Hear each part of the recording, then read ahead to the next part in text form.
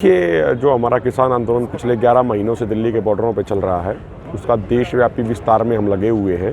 तो उसी देशव्यापी विस्तार के तहत दक्षिण तक तमाम राज्यों में, उत्तर से लेकर दक्षिण तक और पूर्व से लेकर पश्चिम तक लगातार पंचायतें आयोजित करी जा रही हैं। तो आज उसी कड़ी में नरसिंहपुर ज़िले में गाडरवारा में ये पंचायत आयोजित थी और यहाँ के लोगों ने जिस तरीके से आंदोलन के प्रति रुझान दिखाया है, ऐसा रुझान, ऐसा जोश बीजेपी के उन लोगों के मुंह पे करारा तमाचा है जो लोग कहते हैं कि ये आंदोलन तो मात्र 2.5 राज्यों का आंदोलन है।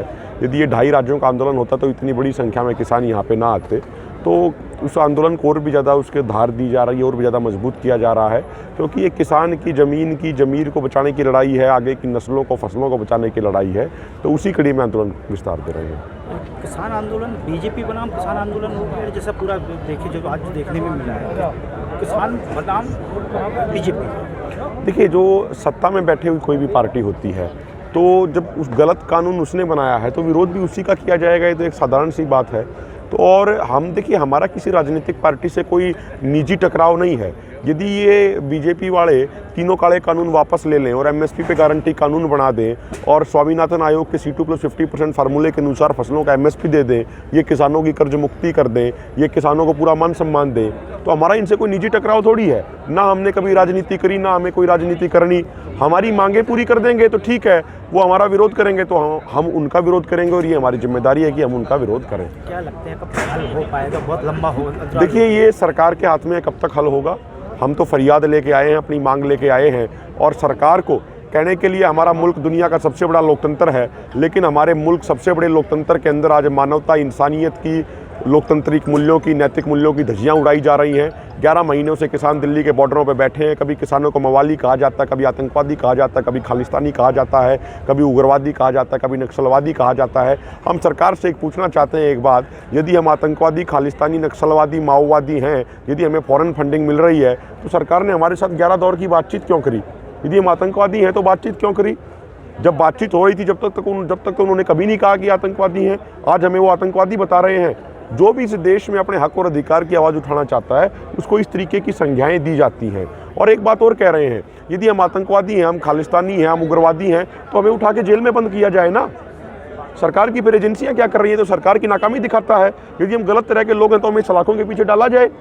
लेकिन ये क्या करते हैं, ये जनता को गुमराह करने का प्रयास करते हैं, लेकिन अब जनता इनसे गुमराह नहीं होने वाली। 11 महीने में कभी लगा कि कोई सकारात्मक बात बनने वाली है? कभी ऐसे कोई बीच में आया ऐसा मौका कि लगा? देखिए, यदि सरकार बड़े मन और खुले दिल से बातचीत करे तो किसानों की सारी मांगें पूरी होंगी। मैं आपको बता दूं, एमएसपी गारंटी कानून की जो बात आती है, 2011 में जब प्रधानमंत्री मोदी जी, मुख्यमंत्री मोदी जी होते थे, तो माननीय मुख्यमंत्री मोदी जी ने उस समय एक रिपोर्ट लिखी थी उस समय के तत्कालीन प्रधानमंत्री माननीय डॉक्टर मनमोहन सिंह जी को, और ये कंज्यूमर अफेयर कमेटी के चेयरमैन होते थे।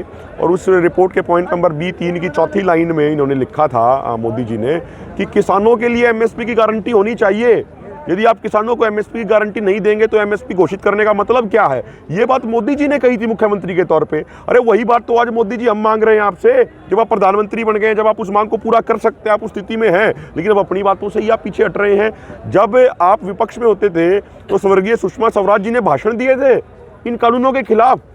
उन्होंने कहा था कि ये कानून किसानों को बर्बाद कर देंगे, ये कानून देश को बर्बाद कर देंगे। तो जो बात आप विपक्ष में कहते थे कि ये मुक्त बाजार, मुक्त व्यापार की नीतियां किसानों के लिए गलत हैं, वही बात तो आज हम कह रहे हैं।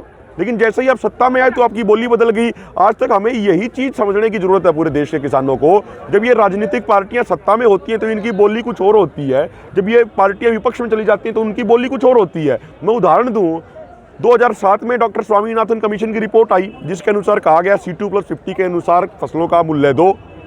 कांग्रेस सत्ता में थी, लेकिन कांग्रेस ने लागू नहीं किया 7 साल तक।